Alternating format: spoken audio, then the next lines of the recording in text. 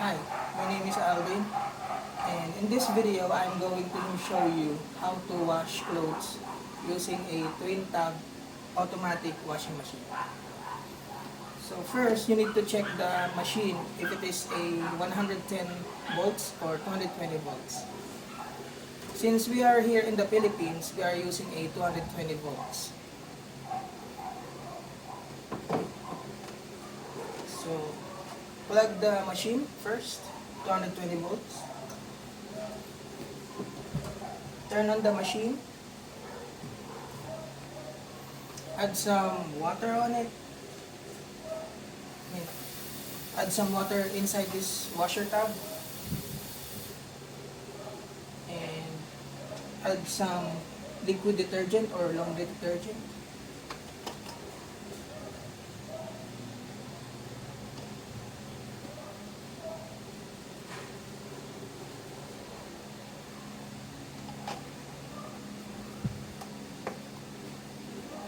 That you already have the water and the liquid detergent on it, you need to put the clothes that you're going to wash.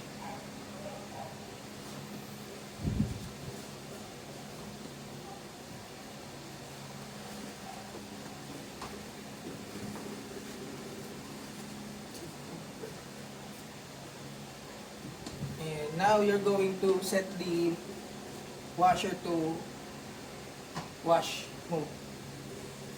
Wash mode, and then set the timer.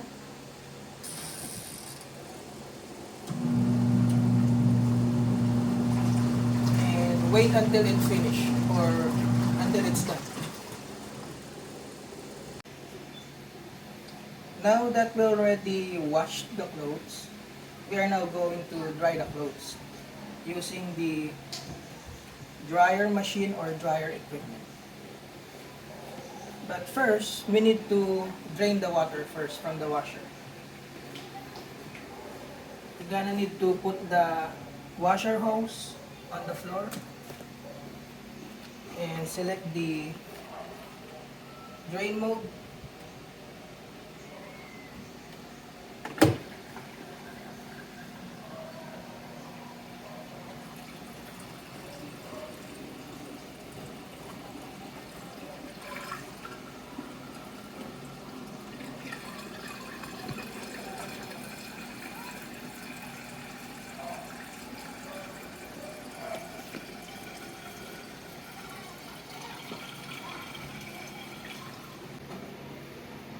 So now that we already drained the water from the washer tub, we're going to select the dryer mode.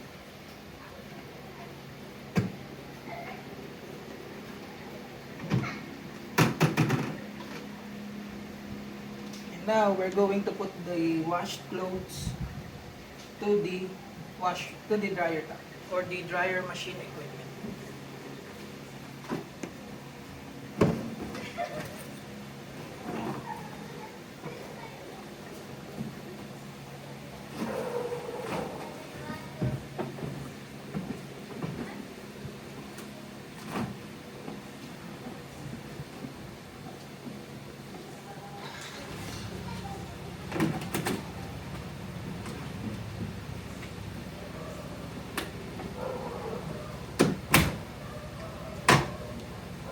Dryer mode, and then set the timer for the dryer.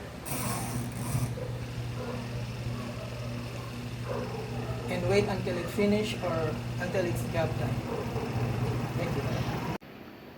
So now that we already finished drying the clothes, we are now already done with our how to wash the clothes using a twin tab automatic washing machine.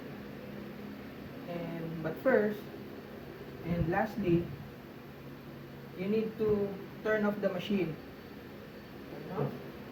And you also need to unplug the machine for safety purposes.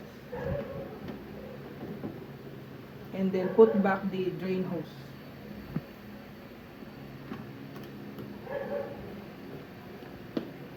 And that's it. That's how you wash the clothes using this twin tab automatic washing machine. Thank you.